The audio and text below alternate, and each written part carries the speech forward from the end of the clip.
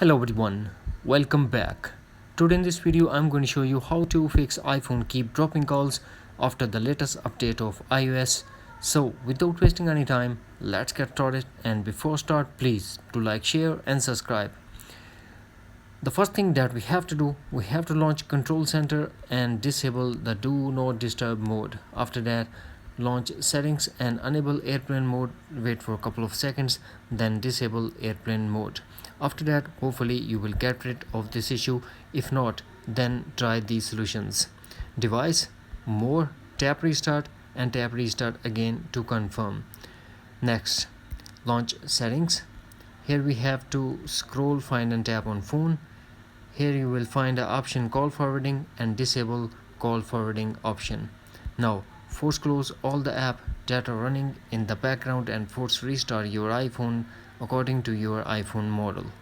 The next solution is take the SIM ejector tool, take out the SIM card, clean it properly and reinsert the SIM card. The final solution is we have to launch settings.